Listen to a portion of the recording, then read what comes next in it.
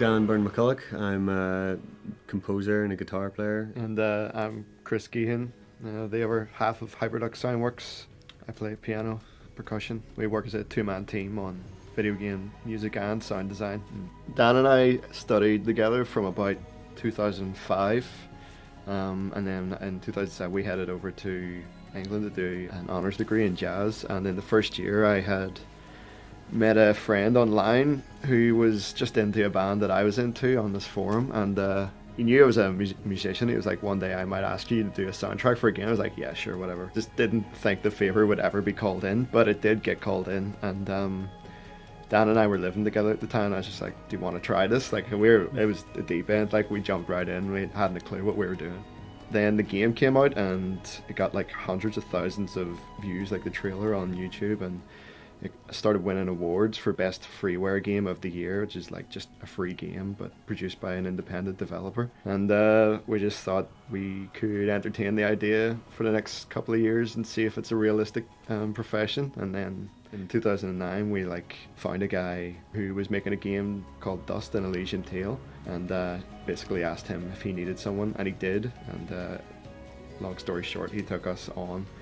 And then it came out on Microsoft Xbox and won all these awards of Microsoft, and just became this massive success and kind of took us along with it.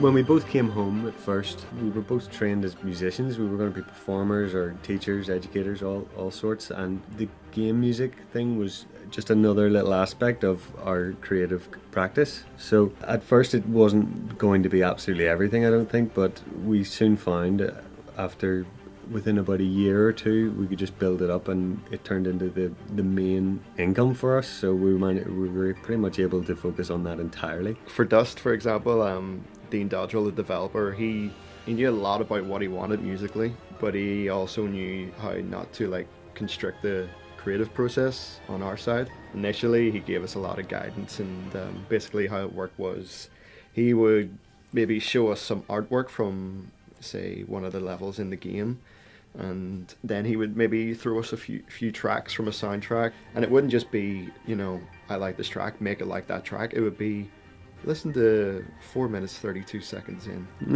Listen to that oboe. I like what that oboe's doing. And I'd be like, cool, Dean, that's not an oboe, but I'll definitely I'll look into it.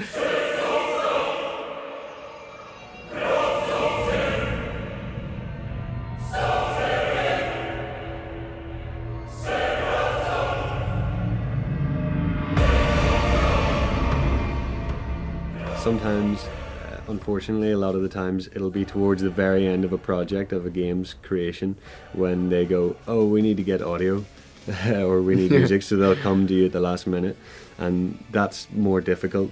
Whereas sometimes, if you're lucky, we work in the independent sphere a lot, where you'll be on board very early on, and it means that you're more invested in the project, for one, and then also it just flows better. You've got more of a rapport with the creator of the game, and you have more of a part of the game itself as well, rather than just tacking on music at the end. It's a lot nicer to be part of the creative process, and we're gamers as well, so we know video games, and we can always give a little bit of input as well into the game. I think we probably play less games the more we work on games, sadly, but a lot of the games we would play would be just the ones we're working on, I would say.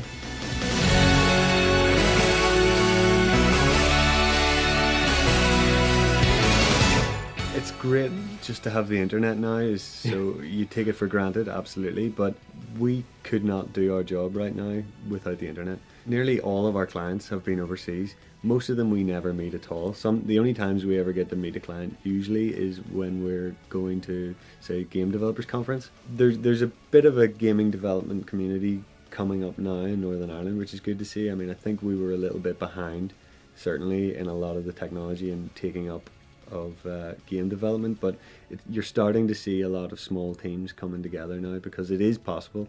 Northern Ireland should be, and Ireland as a whole, should be a good place for game developers to come, and there's no reason why we shouldn't put everything we have behind creating a good gaming economy.